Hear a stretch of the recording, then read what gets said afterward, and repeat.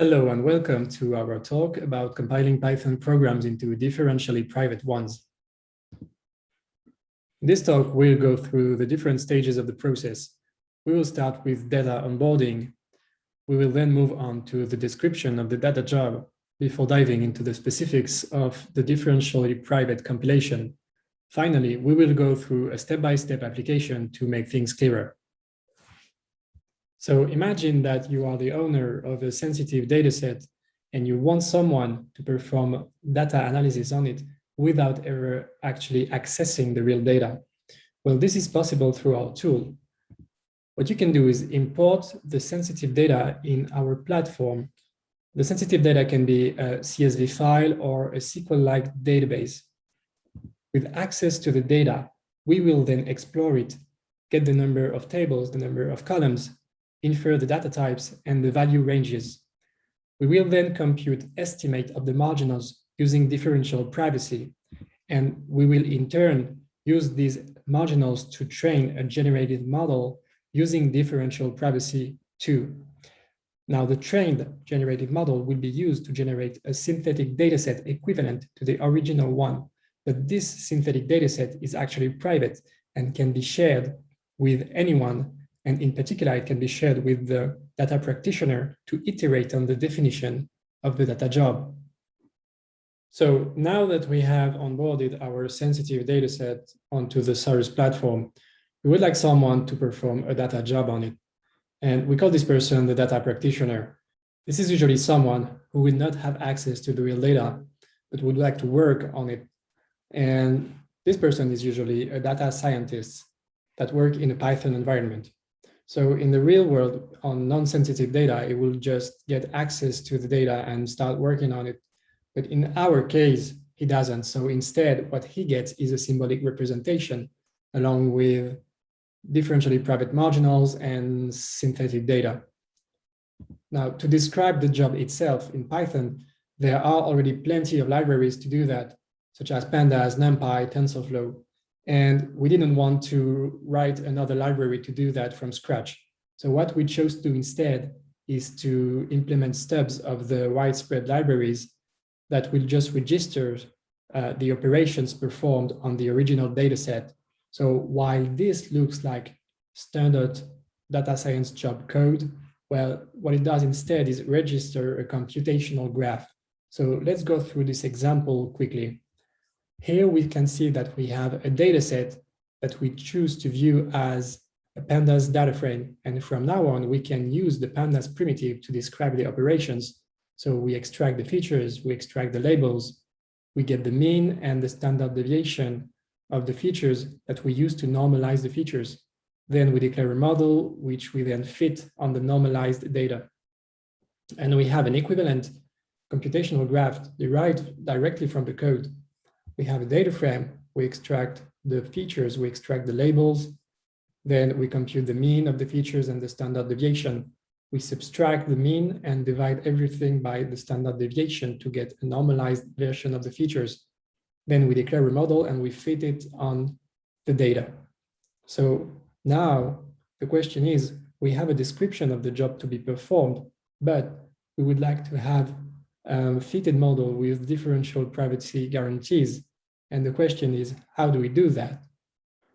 So before diving into the specifics of the compilation, let's first introduce some notions about differential privacy. And one of the important notions is that of adjacent datasets. So two datasets are adjacent if they differ only by one entity. One entity can be a person, a company, or a group of people.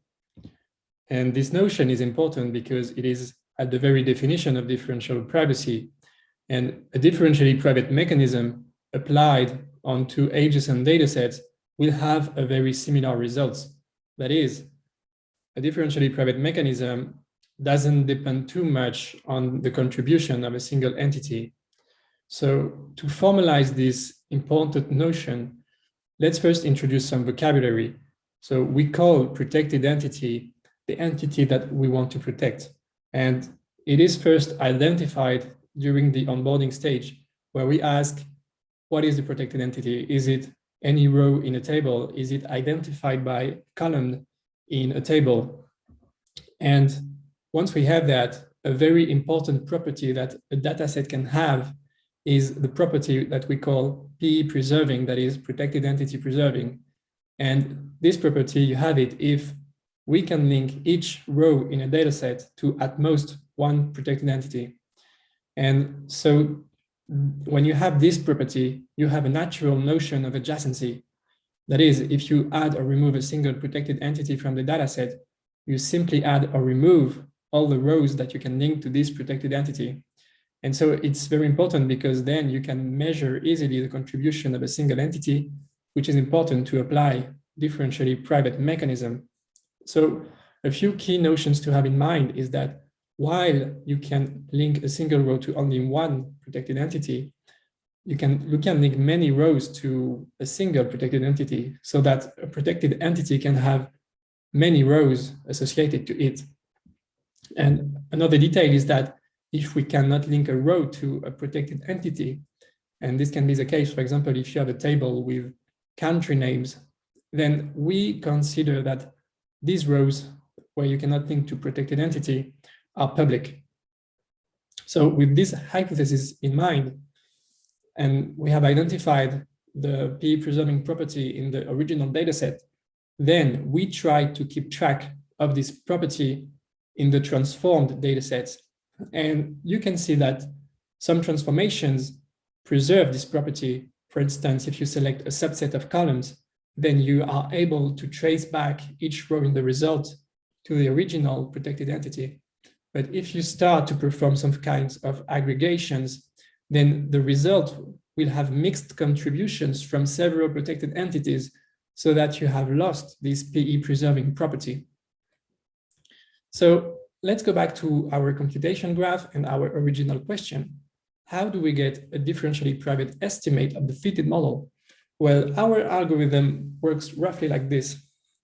If we want to have an estimate differentially private of the fitted model, it would be nice to train the model with a differentially private mechanism such as DPSGD. But to apply this mechanism, we need the inputs to be PE preserving. And if one of the input is not PE preserving, then we can ask recursively the algorithm to compile a PE preserving version of the input. And it turns out that to compile a PE preserving version, we may need to compile other differentially private results upstream in the graph, so that in the end, to get a differentially private estimate of our fitted model, we may need to recursively compile different nodes in the graph, either to differentially private equivalence or to PE preserving equivalence. So let's quickly go through an example to make things clearer. Here we have the same graph as before, where we want to train a model using differential privacy. And as you recall, the idea would be to use DPSGD to train the model. But to do that, we would need all the inputs to be PE preserving. And it's not the case here because XNorm is not. It's not PE preserving because there is some aggregates in its computation graph. So we ask the algorithm to compute a PE preserving version of XNorm, which in turn requires us to have a PE preserving version of the standard deviation. And a way to do that is to compute a differentially private version of the standard deviation and publish it. So we consume privacy, but we have an estimate that is not linked to protected entities. So we can divide each row in X by this estimate. And we don't lose the link to the original protected entity. And we can do that with the standard deviation, and we can also do that with the mean. And if we do that, we have a PE preserving estimate of XNorm, which we can use to train the model using DPSGD.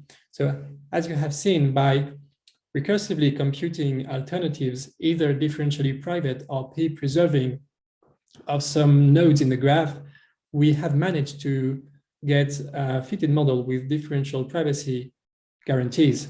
So this algorithm is quite simple and does not finish in every case, which is why we always have the possibility to fall back to the private synthetic data to have a private estimate of any request. So that was it. Thank you very much for your attention, and we will be glad to answer any of your questions.